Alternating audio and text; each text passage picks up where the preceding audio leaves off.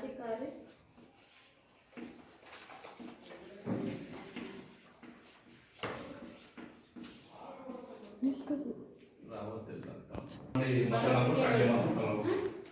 ಕ್ರಾಂತಿಕಾರಿ ಬರವಣಿಗೆಗಳು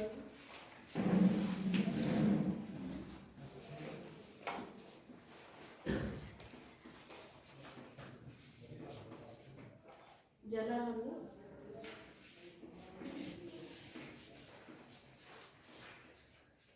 ಕೆರಳಿಸಿದವು.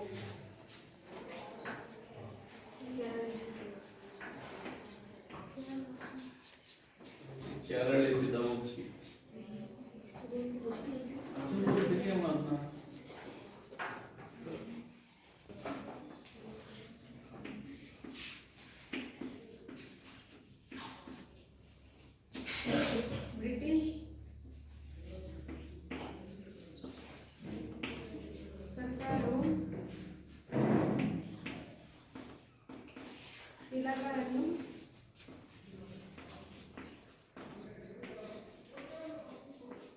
ಬಂಧಿಸಿತು.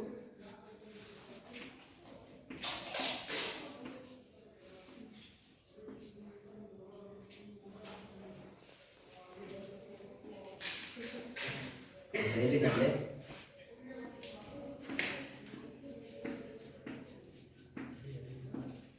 ಗೀತರಾಜ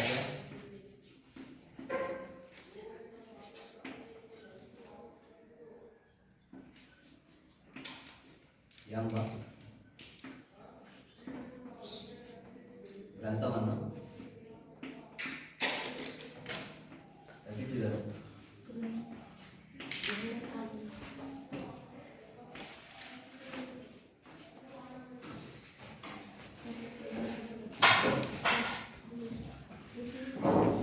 ಸ್ವರಾಜ್ಯವು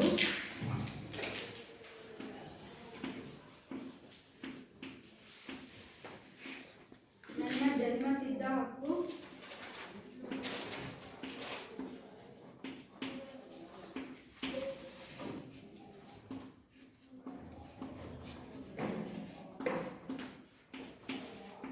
ಅದನ್ನು ಪಡೆದೇ ಪಡೆಯುತ್ತೇನೆ.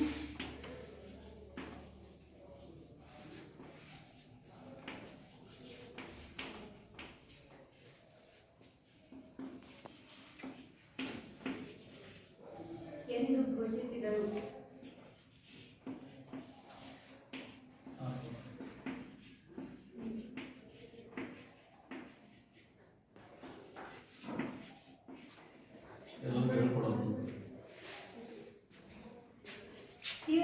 ತೀವ್ರವಾದಿಗಳ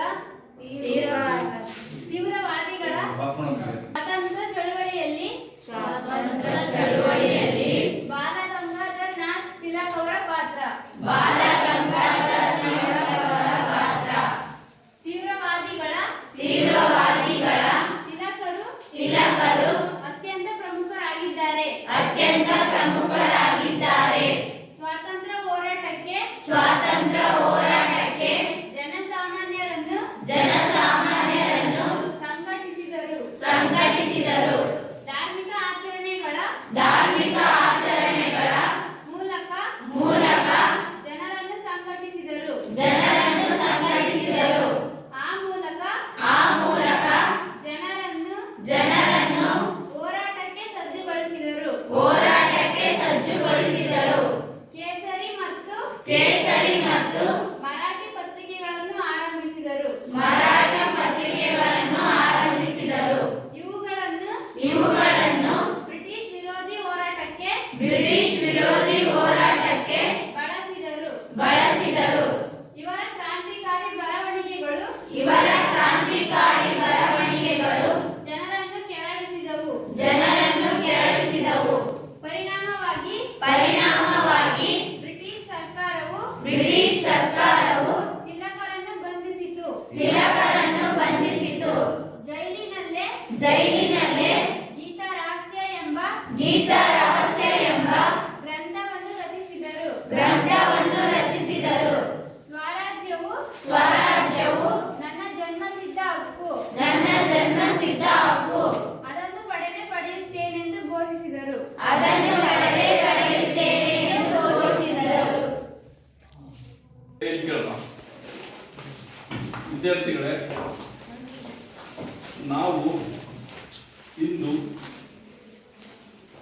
ಭಾರತದ ಸ್ವಾತಂತ್ರ್ಯದ ಹೋರಾಟದಲ್ಲಿ ವಾರ್ಷಿಕ ಪರೀಕ್ಷೆಗೆ ಈ ಪಾಠದಿಂದ, ಯಾವ ಪಾಠದಿಂದ? ಸ್ವಾತಂತ್ರ್ಯ ಹೋರಾಟ ಪಾಠದಿಂದ 4 ಅಂಕದ ಪ್ರಶ್ನೆಗಳು ನಾವು ನಿರೀಕ್ಷೆ ಮಾಡ್ತೀವಿ. ಈ ಪಾಠದಲ್ಲಿ ನಮಗೆ ಕಡ್ಡಾಯವಾಗಿ ಒಂದು 4 ಅಂಕದ ಪ್ರಶ್ನೆ ಬರ್ತದೆ. ಸ್ವಾತಂತ್ರ್ಯ ಹೋರಾಟ ಇತಿಹಾಸವನ್ನು ನಾವು ಪ್ರಮುಖವಾಗಿ ಮಂದಗಾಮಿಗಳ ಯುಗ, ತೀವ್ರಗಾಮಿಗಳ ಯುಗ ಹಾಗೂ ಗಾಂಧಿ ಯುಗ ಎಂದು 3 ಭಾಗಗಳಾಗಿ ವಿಂಗಡಿಸಿ ಭಾರತದ ಸ್ವಾತಂತ್ರ್ಯದ ಹೋರಾಟದ ಕಾಲಘಟ್ಟವನ್ನು ಗುರುತಿಸ್ತೀವಿ. Is it clear? ಸ್ವಾತಂತ್ರ್ಯ ಹೋರಾಟದ ಮೊದಲನೇ ಭಾಗವನ್ನ ನಾವು ಏನಂತ ಕರಿತೀವಿ? ಮಂದಗಾಮಿಗಳ ಯುಗ ಎಂದು ಕರೆಯುತ್ತೇವೆ. ಅಣ್ಣ ಮಾತಾಡ್ಸಿ ಅಣ್ಣ ಮುಂದೆ ಕುತ್ಕ ಬಂದು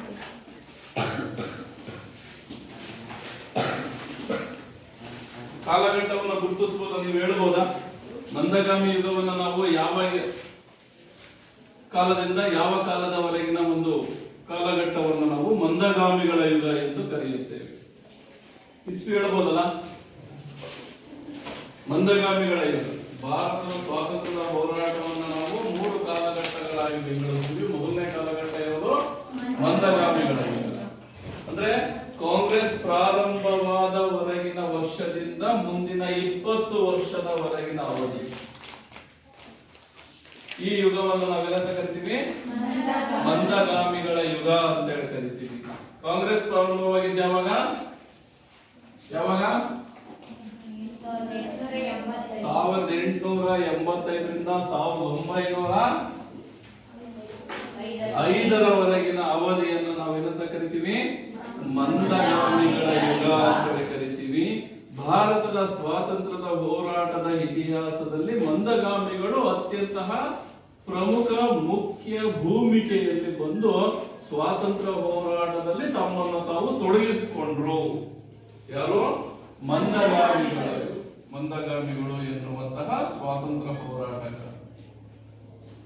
ಮಂದಗಾಮಿ ನಾಯಕರುಗಳು, ಪ್ರಮುಖ ಮಂದಗಾಮಿ ನಾಯಕರುಗಳು ಯಾರ್ಯಾರು ಅಂತ ಹೇಳಿದ್ರೆ, ಪ್ರಮುಖ ಮಂದಗಾಮಿ ನಾಯಕರುಗಳು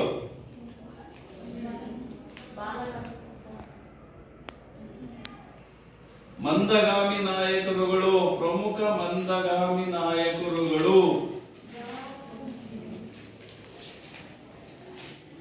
ಓದಿಲ್ಲ ನೀವು ಮನೆಗೆ ನೋಡಿ. ದಾದಾಬಾಯಿ ನವರೋಜಿ, ಮತ್ತೆ ಗೋಪಾಲಕೃಷ್ಣ ಗೋಖಲೆ, ಮತ್ತೆ ಸುರೇಂದ್ರನಾಥ ಬ್ಯಾನರ್ಜಿ.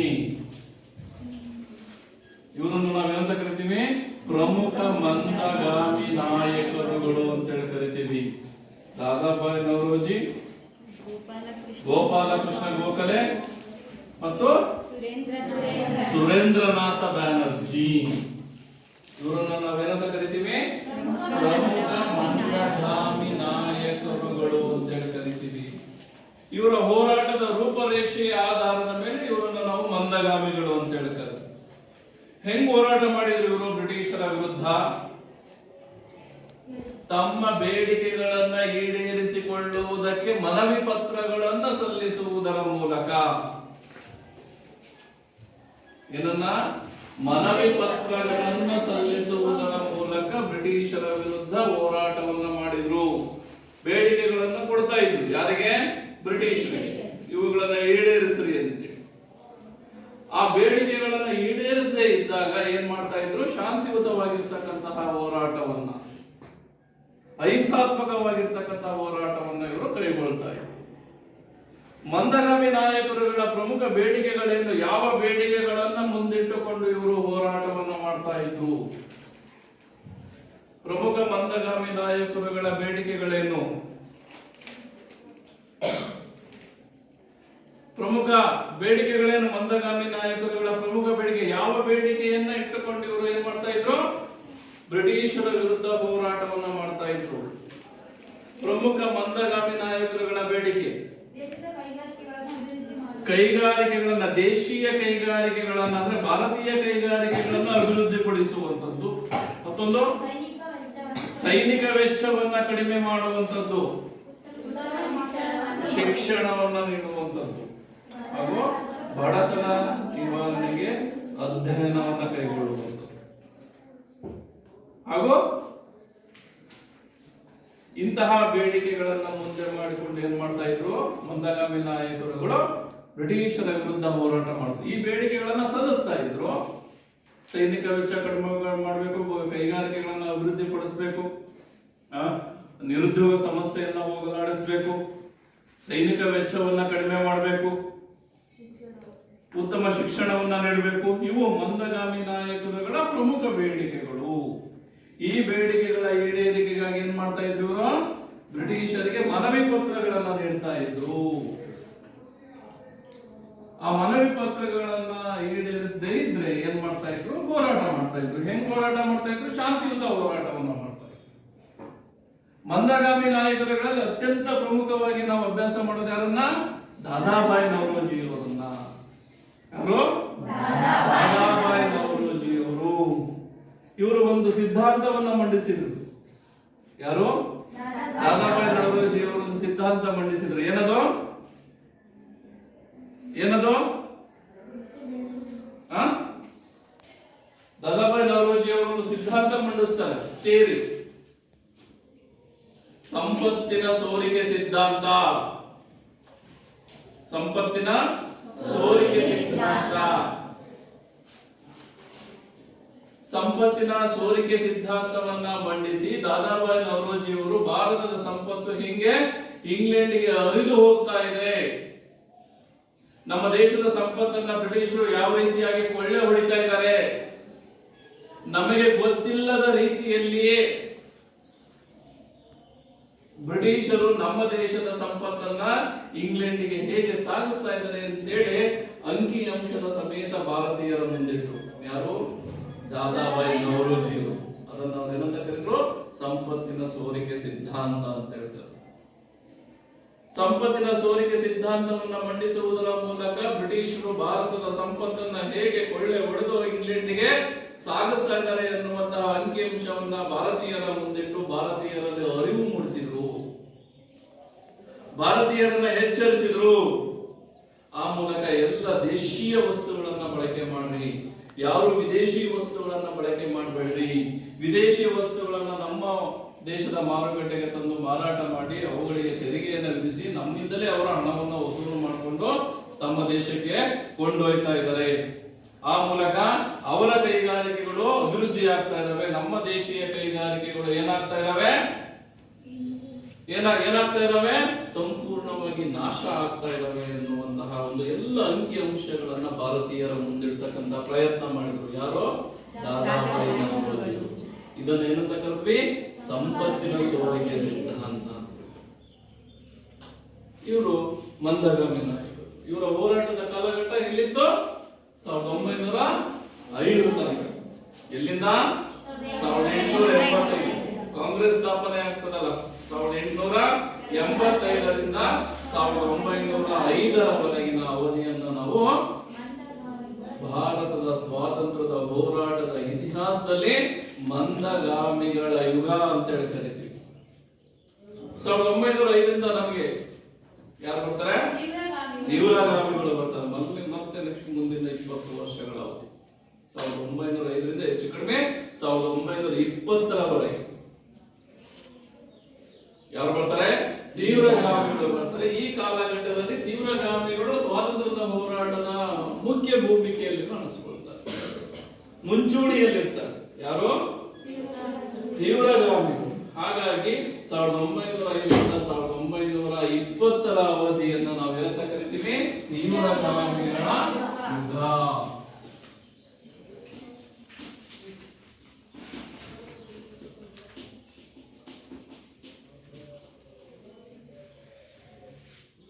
ಇದನ್ನು ನಾವು ಏನಂತ ಕರಿತೀವಿ?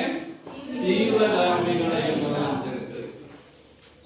ತೀವ್ರಗಾಮಿಗಳು ಪ್ರಮುಖ ತೀವ್ರಗಾಮಿ ನಾಯಕರುಗಳು ಅಂತ ಹೇಳಿ ಭಾರತದ ಸ್ವಾತಂತ್ರ್ಯದ ಹೋರಾಟದ ಇತಿಹಾಸದಲ್ಲಿ ತೀವ್ರಗಾಮಿ ಯುಗ ಕಾಲಘಟ್ಟದಲ್ಲಿ ಗುರುತಿಸಿಕೊಂಡಿರ್ತಕ್ಕಂತಹ ಪ್ರಮುಖ ತೀವ್ರಗಾಮಿ ನಾಯಕರುಗಳು ಯಾರ್ಯಾರು ಅಂದ್ರೆ ಹೇಳ್ಬೋದು ಹೇಳ್ಬೋದಲ್ಲ ಈಗ ಪ್ರಮುಖ ತೀವ್ರಗಾಮಿ ನಾಯಕರು ಬಾಲಗಂಗಾಧರನಾಥ್ ತಿಲಕ್ ಮತ್ತೆ ಲಾಲ್ ಬಹದ್ದೂರ್ ಲಾಲಾ ಲಜಪತ್ ರಾಯ್ ಬಿಪಿನ್ ಚಂದ್ರಪಾಲ್ ಅರಬಿಂದೋ ಘೋಷ್ ಇವರನ್ನ ನಾವು ಪ್ರಮುಖ ತೀವ್ರಗಾಮಿ ನಾಯಕರುಗಳು ಅಂತೇಳಿ ನಾಯಕರುಗಳು ಅಂತ ಹೇಳ್ತೀವಿ. ಯಾರನ್ನ? ಬಾಲಗಂಗಾಧರನಾಥ್ ತಿಲಕ್, ಬಿಪಿನ್ ಚಂದ್ರಪಾಲ್, ಲಾಲಾ ಲಜಪತ್ ರಾಯ್ ಹಾಗೂ ಅರವಿಂದೋ ಘೋಷ್ ಇವರು ಪ್ರಮುಖ ತೀವ್ರಗಾಮಿ ನಾಯಕರುಗಳು. ಈಸಿಯಾಗಿ ನೆನ್ಪಿಟ್ಕೋಬಹುದು ಅಂತ ಹೇಳಿದ್ದೆ ನಾನು. ಲಾಲ್ ಪಾಲ್ ಬಾಲ್ ಅಂತ ಹೇಳಿ ಲಾಲ್ ಲಾಲ್ ಅಂದ್ರೆ ಲಾಲಾ ಲಜಪತ್ ರಾಯ್, ಪಾಲ್ ಅಂದ್ರೆ ಬಿಪಿನ್ ಚಂದ್ರಪಾಲ್, ಬಾಲ್ ಅಂದ್ರೆ ಬಾಲ್ ಗಂಗಾಧರನಾಥ್ ತಿಲಕ್, ಅವ್ರ ಜೊತೆ ಇನ್ನೊಬ್ರನ್ನ ಸೇರಿಸ್ಕೊಳ್ರಿ ಅರವಿಂದೋ ಘೋಷ್. ಇವ್ರನ್ನ ನಾವು ಗಾಮಿ ನಾಯಕರುಗಳು ಅಂತೇಳಿ ಕರಿತೀವಿ. ಇವರ ಹೋರಾಟದ ಕಾಲಘಟ್ಟ 1905ರಿಂದ 1920ರವರೆಗಿನ ಅವಧಿಯನ್ನ ನಾವು ತೀವ್ರಗಾಮಿ ನಾಯಕರುಗಳ ಕಾಲಘಟ್ಟ ಅಂತೇಳಿ ಕರಿತೀವಿ. ಎಲ್ಲಿ? ಭಾರತದ ಸ್ವಾತಂತ್ರ್ಯದ ಹೋರಾಟದ ಇತಿಹಾಸದಲ್ಲಿ. ತೀವ್ರಗಾಮಿ ನಾಯಕರುಗಳು ಮಂದಗಾಮಿ ನಾಯಕರುಗಳ ಹೋರಾಟದ ರೂಪರೇಷೆಗಳನ್ನ, ಅವರ ಹೋರಾಟದ ಪರೆಯನ್ನ ದ್ವೇಷಿಸುತ್ತಲೇ ಇವರು ಸ್ವಾತಂತ್ರ್ಯದ ಹೋರಾಟಕ್ಕೆ ಧುಮುಕಿದ್ರು. ಅವರ ಹೋರಾಟದ ವಿಧಾನವನ್ನು ಟೀಕಿಸುತ್ತಾ ಇವರು ಸ್ವಾತಂತ್ರ್ಯದ ಹೋರಾಟದಲ್ಲಿ ಕಾಣಿಸ್ಕೊಳ್ತಾರೆ. ಅವರ ಹೋರಾಟದ ವಿಧಾನವನ್ನ ಯಾಕೆ ಟೀಕಿಸಿದ್ರು? ಬ್ರಿಟಿಷರಿಗೆ ಮನವಿ ಪತ್ರಿಸಿದ್ರು. ಬುದ್ಧಿ ತಗೊಳ್ಳಿ, ಏನನ್ನ ಮನವಿ ಪತ್ರ ಇದನ್ನು ಈಡೇರಿಸಿ, ಅದನ್ನ ಟೀಕಿಸುತ್ತ, ಆ ವಿಧಾನವನ್ನ ಟೀಕಿಸುತ್ತಾ ಬಂದವರು ಯಾರು? ತೀವ್ರಗಾಮಿ. ಅವರ ಹೋರಾಟದ ವಿಧಾನವನ್ನ ನೋಡಿ ತೀವ್ರಗಾಮಿ ನಾಯಕರುಗಳು ಮಂದಗಾಮಿ ನಾಯಕರುಗಳನ್ನ ನೀವೆಲ್ಲ ರಾಜಕೀಯ ಭಿಕ್ಷುಕರು ಅಂತ ಹೇಳ್ತಾರೆ. ಇವರು ಆಲ್ ದ ಪೊಲಿಟಿಕಲ್ ಬೆಗ್ಗರ್ಸ್. ಯಾರಿಗೆ? ಮಂದಗಾಮಿ ನಾಯಕರು. ಯಾರಂದ್ರು? ತೀವ್ರಗಾಮಿ ನಾಯಕರುಗಳು ಅಂತ ಹೇಳ್ತಾರೆ. ಆ ಮೂಲಕ ತಮ್ಮದೇ ಆಗಿರ್ತಕ್ಕಂಥ ಅತ್ಯುಗ್ರವಾಗಿರ್ತಕ್ಕಂತಹ ಹೋರಾಟವನ್ನ ಪ್ರದರ್ಶನ ಮಾಡಿದ್ರು ಭಾರತದ ಸ್ವಾತಂತ್ರ್ಯದ ಹೋರಾಟದ ಇತಿಹಾಸದಲ್ಲಿ. ಅತ್ಯಂತ ಕಠಿಣವಾಗಿರ್ತಕ್ಕಂತಹ ಹೋರಾಟದ ರೂಪರೇಷೆಗಳನ್ನು ಇವರು ಸಿದ್ಧಪಡಿಸಿಕೊಂಡ್ರು. ಯಾರು? ತೀವ್ರಗಾಮಿ ನಾಯಕರು. ತೀವ್ರಗಾಮಿ ನಾಯಕರುಗಳ ಹೋರಾಟವನ್ನ ಇಡೀ ಭಾರತದಾದ್ಯಂತ ಕೊಂಡೊಯ್ಲಿಕ್ಕೆ ಒಂದು ಉತ್ತಮವಾಗಿರ್ತಕ್ಕಂಥ ಅವಕಾಶ ಬಂತು. ಅದೇ ಬಂಗಾಳ ವಿಭಜನೆ. ಯಾವ ವಿಷಯವನ್ನ? ಬಂಗಾಳ ವಿಭಜನೆಯ ವಿಷಯವನ್ನ ವಿರೋಧಿಸುವುದರ ಮೂಲಕ ತೀವ್ರಗಾಮಿ ನಾಯಕರುಗಳು ಬ್ರಿಟಿಷರ ಈ ಬಂಗಾಳ ವಿಭಜನೆಯ ನೀತಿಯನ್ನ ವಿರೋಧಿಸುವುದಕ್ಕೋಸ್ಕರವಾಗಿ ಈ ಒಂದು ವಿಷಯವನ್ನ ಇಡೀ ಭಾರತದಾದ್ಯಂತ ಕೊಂಡೊಯ್ದಂತಹ ಕೀರ್ತಿ ಯಾರಿಗೆ ಸಲ್ತದೆ? ತೀವ್ರಗಾಮಿ ನಾಯಕರು. 1906ರಲ್ಲಿ ಲಾರ್ಡ್ ಕರ್ಜನ್, ಯಾರು? ಕರ್ಜನ್ ಬಂಗಾಳ ವಿಭಜನೆಯನ್ನ ಮಾಡಲಿಕ್ಕೆ ಘೋಷಣೆಯನ್ನ ಮಾಡಿದ ಒಂದು ಕಾನೂನನ್ನ ಜಾರಿಗೆ ತಂದ. ಇಷ್ಟರಲ್ಲಿ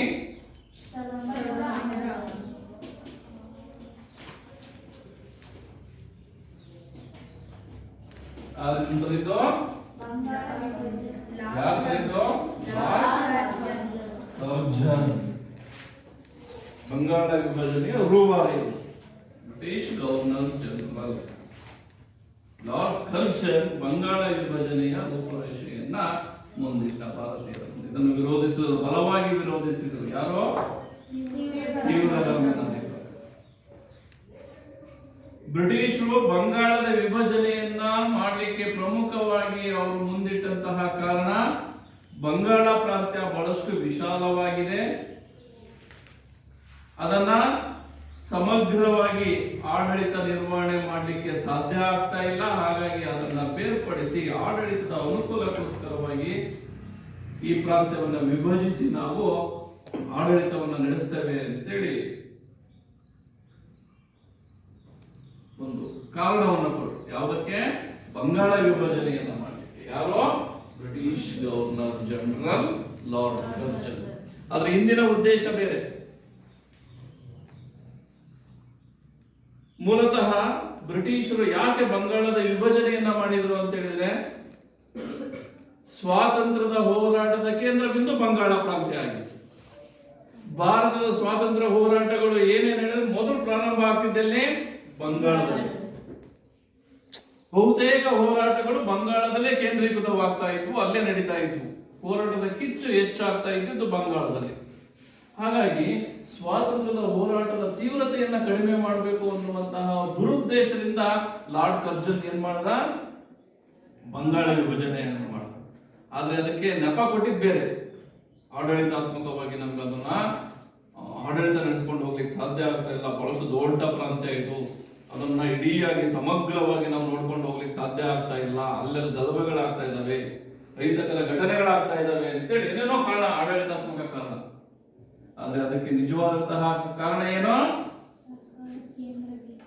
ಹೋರಾಟಗಳ ತೀವ್ರತೆಯನ್ನು ಕಡಿಮೆ ಮಾಡಬೇಕು, ಬ್ರಿಟಿಷರ ವಿರುದ್ಧದ ಹೋರಾಟಗಳನ್ನು. ಸೊ ಹೀಗಾಗಿ ಬಂಗಾಳದ ವಿಭಜನೆ ಮಾಡಿ ಇದು ಗೊತ್ತಾಯ್ತು ಯಾರಿಗೆ? ತೀವ್ರಗಾಮಿ ನಾಯಕರು. ಹಾಗಾಗಿ ಇದನ್ನ ಬಲವಾಗಿ ಖಂಡಿಸಿದ್ರು. ಇಡೀ ದೇಶದಾದ್ಯಂತ ಬಂಗಾಳ ವಿಭಜನೆಯ ಸಮಸ್ಯೆಯನ್ನ ಅದು ಕೇವಲ ಬಂಗಾಳ ಪ್ರಾಂತ್ಯಕ್ಕೆ ಅಷ್ಟೇ ಸೀಮಿತವಾದದ್ದಲ್ಲ, ಅದು ಭಾರತದ ಸಮಸ್ಯೆ ಅಂತೇಳಿ ಬಿಂಬಿಸಿದ್ರು. ಯಾರು? ತೀವ್ರಗಾಮಿ ನಾಯಕರುಗಳು. ಈ ಹೋರಾಟವನ್ನು ಭಾರತದಾದ್ಯಂತ ಕೊಂಡೊಯ್ದಂತಹ ಕೀರ್ತಿ ಯಾರಿಗೆ ಸಲ್ತದೆ? ತೀವ್ರಗಾಮಿ ನಾಯಕರುಗಳಿಗೆ ಸಲ್ತದೆ. ಈ ಬಂಗಾಳ ವಿಭಜನೆಯ ವಿಷಯವನ್ನ ಮುಂದೆ ಮಾಡಿಕೊಂಡು ದೊಡ್ಡದಾಗಿರ್ತಕ್ಕಂಥ ಉಗ್ರವಾಗಿರ್ತಕ್ಕಂಥ ಪ್ರತಿಭಟನೆಗಳನ್ನ, ಹರತಾಳಗಳನ್ನ ಮಾಡುವುದರ ಮೂಲಕ ಬ್ರಿಟಿಷ್ ಆಡಳಿತ ವ್ಯವಸ್ಥೆಗೆ ಬಿಸಿ ಮುಟ್ಟಿಸ್ತಕ್ಕಂಥ ಕೆಲಸವನ್ನ ಮಾಡಿದ್ರು.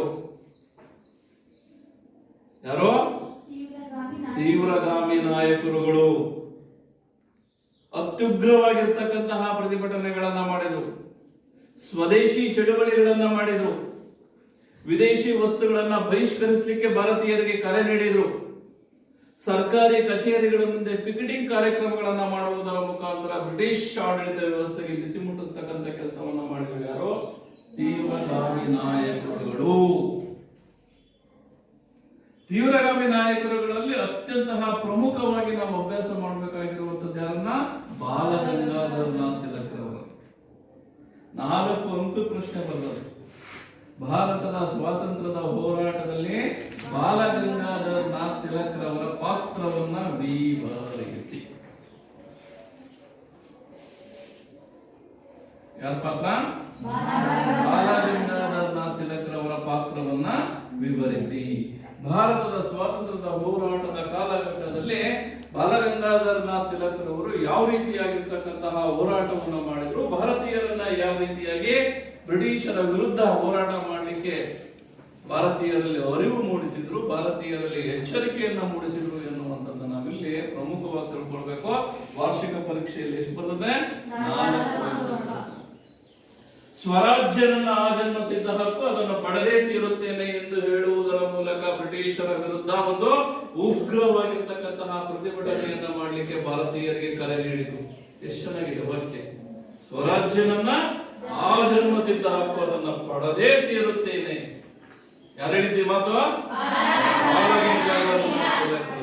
ಪ್ರತಿಯೊಬ್ಬ ಭಾರತೀಯರಲ್ಲಿ ಏನಾಯ್ತು? ರೋಮಾಂಚನ ಆಯ್ತು ಅದನ್ನು ಕೇಳಿದ ತಕ್ಷಣ. ಯಾಕೆ ನಾವು ಭಾರತದ ಸ್ವಾತಂತ್ರ್ಯ ಹೋರಾಟದಲ್ಲಿ ನಾವು ಯಾಕೆ ಪಾಲ್ಗೊಳ್ಬಾರ್ದು ಅಂತ ತಮ್ಮನ್ನು ತಾವು ಪ್ರಶ್ನೆ ಮಾಡಿಕೊಂಡ್ರು ಭಾರತೀಯರು. ಆ ಮೂಲಕ ಭಾರತೀಯರನ್ನ ಸಂಘಟಿಸ್ತಕ್ಕಂತಹ ಕೆಲಸವನ್ನ ಮಾಡಿದ್ರು ತಿಲಕರವರು. ಹಾಗಾಗಿ ಅವರೊಬ್ಬ ಶ್ರೇಷ್ಠ ತೀವ್ರಗಾಮಿ ನಾಯಕರು ಅಂತೇಳಿ ನಾವು ಕರಿತೀವಿ. ಯಾರನ್ನ? ಬಾಲಗಂಗಾಧರ. ಇದು ಮೊದಲನೇ ಪಾಯಿಂಟ್. ಯಾವುದು? ಸ್ವರಾಜ್ಯ ನನ್ನ ಆಜನ್ಮ ಸಿದ್ಧ ಹಕ್ಕು, ಅದನ್ನ ಪಡೆದೇ ತೀರುತ್ತೀನಿ. ಎರಡನೇ ಪಾಯಿಂಟ್ ಹೇಳ್ಬೋದಾ ನೀವು? ಜೈಲಿನಲ್ಲಿ ಗೀತಾರಾಮಕ್ಕೆ ಕೊನೆಯ ಪಾಯಿಂಟ್. ಇವರೊಬ್ಬ ತೀವ್ರಗಾಮಿ ನಾಯಕರುಗಳಲ್ಲೊಬ್ರು ಅಂತ ಪಾಯಿಂಟ್ ಬರೆ. ಯಾರೋ? ಬಾಲಗಂಗಾಧರ ತಿಲಕರವರು ಒಬ್ಬ ತೀವ್ರಗಾಮಿ ನಾಯಕರು. ಸ್ವಾತಂತ್ರ್ಯ ಹೋರಾಟಕ್ಕೆ ಜನಸಾಮಾನ್ಯರನ್ನು ಸಂಘಟಿಸಿದರು. ಜನಸಾಮಾನ್ಯರನ್ನ ಸಂಘಟಿಸಿದ್ರು. ಹೆಂಗ್ ಸಂಘಟಿಸಿದ್ರು ಅನ್ನೋದು ಬೇಕು. ಸಾರ್ವಜನಿಕವಾಗಿ ಗಣೇಶ, ಶಿವಾಜಿ, ದುರ್ಗಾ ಜಯಂತಿಗಳನ್ನ ಮಾಡುವುದರ ಮೂಲಕ, ಧಾರ್ಮಿಕವಾಗಿ ಆಚರಣೆಗಳನ್ನ ಮಾಡಿ ಭಾರತೀಯರನ್ನ ಸಂಘಟಿಸಿ ಅಲ್ಲಿ ಭಾರತೀಯರಲ್ಲಿ ಅರಿವು ಮೂಡಿಸ್ತಕ್ಕಂಥ ಕೆಲಸವನ್ನು ಮಾಡಿ. ನೀವು ಇಷ್ಟ ಬಂದಿದೆ ಪಾಯಿಂಟ್. ಸಾರ್ವಜನಿಕವಾಗಿ ಶಿವಾಜಿ ಜಯಂತಿ, ಗಣೇಶ ಹಬ್ಬ ಹಾಗೂ ದುರ್ಗಾ ಪೂಜೆಯಂತಹ ಧಾರ್ಮಿಕ ಕಾರ್ಯಕ್ರಮಗಳನ್ನ ಆಚರಿಸಿದರು. ಅಲ್ಲಿ ಭಾರತೀಯರು ಏನಪ್ಪಾ ಅಂತಂದ್ರೆ ಎಲ್ಲಿ ಧಾರ್ಮಿಕ ಆಚರಣೆಗಳಿದ್ದಾವೆ ಅಲ್ಲಿ ಹೋಗ್ತಾರೆ. ಬಹಳ ಅಲ್ಲಿ ಹೋದಂತಹ ಸಂದರ್ಭವನ್ನು ಉಪಯೋಗಿಸಿಕೊಂಡು ಏನ್ ಮಾಡಿದ್ರು ತಿಲಕರವರು? ಭಾರತೀಯರಲ್ಲಿ ಅರಿವು ಮೂಡಿಸಿದರು. ಬ್ರಿಟಿಷರು ಈ ರೀತಿಯಾಗಿ ನಮ್ಮ ದೇಶವನ್ನು ಆಕ್ರಮಿಸಿಕೊಂಡಿದ್ದಾರೆ, ಈ ರೀತಿಯಾಗಿ ಅವರು ನಮ್ಮ ಮೇಲೆ ದಬ್ಬಾಳಿಕೆಯನ್ನ ನಡೆಸ್ತಾ ಇದ್ದಾರೆ, ಪ್ರತಿಯೊಂದು ಆಡಳಿತಾತ್ಮಕ ವಿಚಾರದಲ್ಲೂ ಸಹ ಆಂಗ್ಲ ಸಂಸ್ಕೃತಿಯನ್ನ ಏರ್ತಾ ಇದ್ದಾರೆ, ನಮ್ಮಲ್ಲೇ ವಿಷ ಬೀಜವನ್ನ ಬಿತ್ತಿ ನಮ್ಮನ್ನ ವಿಭಜಿಸ್ತಾ ಇದ್ದಾರೆ ಅನ್ನುವಂತಹ ಒಂದು ಹಿನ್ನೆಲೆಯಲ್ಲಿ ಭಾರತೀಯರನ್ನ ಸಂಘಟಿಸ್ತಕ್ಕಂತಹ ಕೆಲಸವನ್ನ ಮಾಡಿದ್ರು. ಯಾರು? ತಿಲಕರು. ಎರಡು ಪತ್ರಿಕೆಗಳನ್ನ ಹೊರಡಿಸ್ತಾರೆ. ಕೇಸರಿ ಮತ್ತು ಮರಾಠ ಪತ್ರಿಕೆಗಳನ್ನು ಹೊರಡಿಸ್ತಾರೆ. ಅದು ಪಾಯಿಂಟ್ ತಗೋಬೇಕು. ಕೇಸರಿ ಮತ್ತು ಮರಾಠ ಪತ್ರಿಕೆಗಳನ್ನ ಹೊರಡಿಸುವುದು. ಕೇಸರಿ ಎನ್ನುವಂತಹ ಒಂದು ಪತ್ರಿಕೆಯನ್ನ ಮರಾಠಿ ಭಾಷೆಯಲ್ಲೂ ಹಾಗೂ ಮರಾಠ ಎನ್ನುವಂತಹ ಪತ್ರಿಕೆಯನ್ನ ಆಂಗ್ಲ ಭಾಷೆಯಲ್ಲೂ ಸಹ ಅವರು ಏನ್ ಮಾಡಿದ್ರು? ಪತ್ರಿಕೆಗಳನ್ನ ಹೊರಡಿಸ್ತಾರೆ. ಪತ್ರಿಕೆಗಳನ್ನ ಏನ್ ಕೊಡಿಸ್ತಾರೆ? ಸಿನಿಮಾ ಜಾಹೀರಾತು ಆಗ್ತದೆ. ಅದರಲ್ಲಿ ಸಿನಿಮಾ ಜಾಹೀರಾತು ಆಗ್ತದೆ. ಬ್ರಿಟಿಷ್ ವಿರುದ್ಧದ ಲೇಖನಗಳನ್ನ ಪ್ರಕಟಿಸಿದ್ರು. ಅದರಲ್ಲಿ ಆರ್ಟಿಕಲ್ ಬರೆದ್ರು. ಯಾವೊಬ್ಬ ಭಾರತೀಯನ ಆರ್ಟಿಕಲ್ ಓದ್ಬಿಟ್ರೆ ನನ್ನ ಸ್ವಾತಂತ್ರ್ಯ ಚಳವಳಿಯಲ್ಲಿ ಅವನು ಧುಮುಕ್ಬಿಡ್ಬೇಕು. ಅಂತಹ ಉಗ್ರ ಲೇಖನಗಳನ್ನ ಪ್ರಕಟಿಸುವುದರ ಮೂಲಕ ಭಾರತೀಯರಲ್ಲಿ ಅರಿವು ಮೂಡಿಸತಕ್ಕಂತಹ ಕೆಲಸವನ್ನ ಮಾಡಿದ್ರು. ಹೋಮ್ ರೂಲ್ ಚಳವಳಿಯನ್ನ ನೇತೃತ್ವ ವಹಿಸಿಕೊಂಡ್ರು. ಗೊತ್ತು ಯಾವ ಚಳವಳಿ? Home rule. ಹೋಮ್ ರೂಲ್ ಚಳವಳಿಯ ನೇತೃತ್ವವನ್ನು ವಹಿಸಿಕೊಂಡು ಆ ಮೂಲಕ ಮಹಿಳೆಯರ ಸಹಭಾಗಿತ್ವವನ್ನು ಅವರು ಪ್ರೇರೇಪಿಸಿದ್ರು. ಕೇವಲ ಪುರುಷರಷ್ಟೇ ಅಲ್ಲ, ಮಹಿಳೆಯರು ಸಹ ಸ್ವಾತಂತ್ರ್ಯದ ಹೋರಾಟದಲ್ಲಿ ಪಾಲ್ಗೊಳ್ಳಬೇಕು.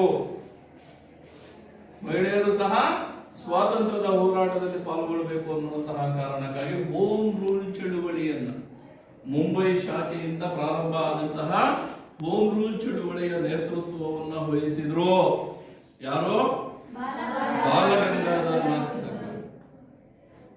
ಕೊನೆಗೆ ಇಷ್ಟೆಲ್ಲ ಚಟುವಟಿಕೆಗಳನ್ನ ಮಾಡಿದ್ರಿಂದಾಗಿ, ಇಷ್ಟೆಲ್ಲ ಬ್ರಿಟಿಷ್ ವಿರೋಧಿ ಹೋರಾಟಗಳಲ್ಲಿ ಇವರು ಮುಂಚೂಣಿಯಲ್ಲಿದ್ದರಿಂದಾಗಿ ಗಲಭೆಯನ್ನು ಸೃಷ್ಟಿ ಮಾಡ್ತಾ ಇದ್ದಾರೆ. ಆಡಳಿತಾತ್ಮಕವಾಗಿ ಯಾವುದೇ ತೀರ್ಮಾನವನ್ನು ತೆಗೆದುಕೊಳ್ಳಲಿಕ್ಕೆ ಇವರಿಂದ ನಮಗೆ ತೊಂದರೆ ಆಗ್ತಾ ಇದೆ ಅನ್ನುವಂತ ಕಾರಣಕ್ಕಾಗಿ ಬ್ರಿಟಿಷ್ ಇವರನ್ನ ಏನ್ ಮಾಡಿದ್ರು? ಬಂಧಿಸಿದ್ರು, ಜೈಲಿನಲ್ಲಿಟ್ಟು. ಯಾರನ್ನ? ಬಾಲಗಂಗಾಧರ. ಆ ಸಮಯವನ್ನು ಸಹ ವ್ಯರ್ಥವಾಗಿ ಕಳೆಯಲಿಲ್ಲ ಅವರು. ಯಾರು? ಬಾಲಗಂಗಾಧರ. ಜೈಲಿನಲ್ಲಿದ್ದುಕೊಂಡೇ ಅವರು ಹೋರಾಟದ ತೀವ್ರತೆಯನ್ನ ಕಾಪಾಡಿಕೊಂಡು ಹೋಗಬೇಕು ಅನ್ನುವಂತಹ ಕಾರಣಕ್ಕಾಗಿ ಒಂದು ಗ್ರಂಥ, ಒಂದು ಪುಸ್ತಕವನ್ನು ಬರೆದರು, ಗೀತ ರಹಸ್ಯ. ಯಾರು? ಆ ಮೂಲಕ ಹೋರಾಟದ ಅಸ್ಥಿತೆಯನ್ನು, ಹೋರಾಟದ ತೀವ್ರತೆಯನ್ನ ಕಾಪಾಡಿಕೊಂಡು ಹೋಗುವುದರ ಮೂಲಕ ಆ ಕಿಚ್ಚನ್ನ ಹಾಗೆ ಹಾರದಂತೆ ನೋಡ್ಕೊಂಡ್ರು ಅಂತೇಳಿ. ಯಾರು? ತಿಲಕರು. ಎಷ್ಟಂತ ಬಂತು? 4 ಅಂತ ಬಂತು. ಯಾರಿಗುಂಟು ಯಾರಿಗಿಲ್ಲ. ಸೊ ಹೀಗೆ 4 ಪ್ರಶ್ನೆಯನ್ನು ಸಹ ಬರ್ತದೆ.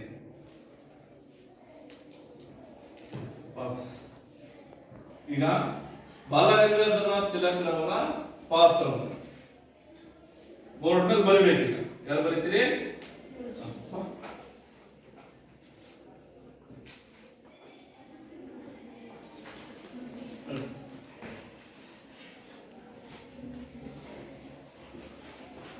ಹೋರಾಟದಲ್ಲಿ ಬರೀಬೇಕನ್ನ ಸ್ವಾತಂತ್ರ್ಯದ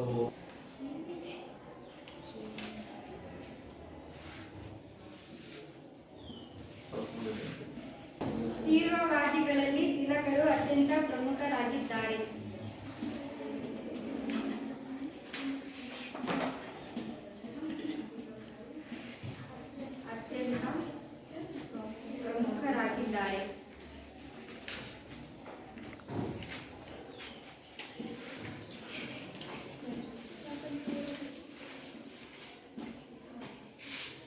ಸ್ವಾತಂತ್ರ್ಯ ಹೋರಾಟಕ್ಕೆ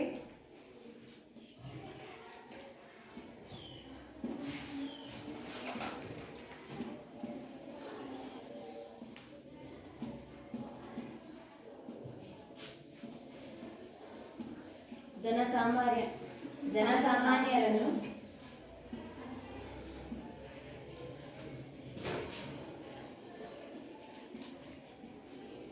ಸಂಘಟಿಸಿದರು.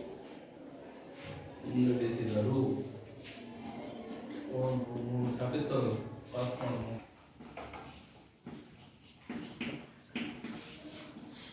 ಆಚರಣೆಗಳ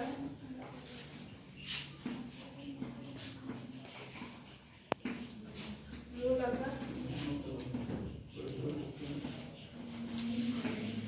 ಜನರಲ್ಲಿ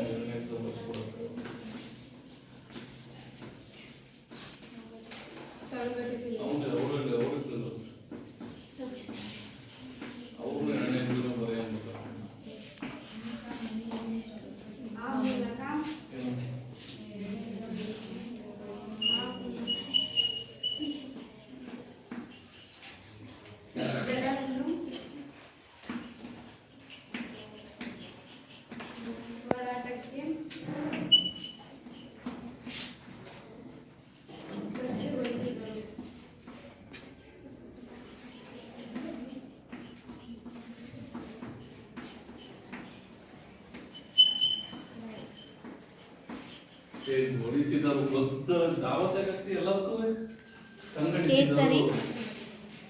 ಅಲ್ಲೂ ದಾವತ್ ಆಗಿದೆಯಾ? ದಾವತ್ ಅಳಿಸ್ಬಿಡು. ಆಮೇಲೆ ಮತ್ತು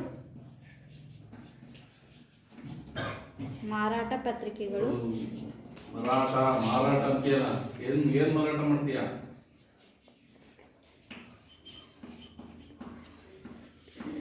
ಆರಂಭಿಸಿದರು.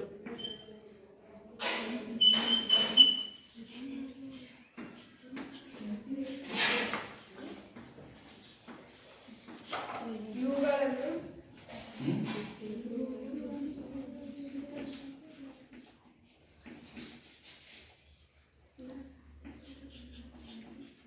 ಬ್ರಿಟಿಷ್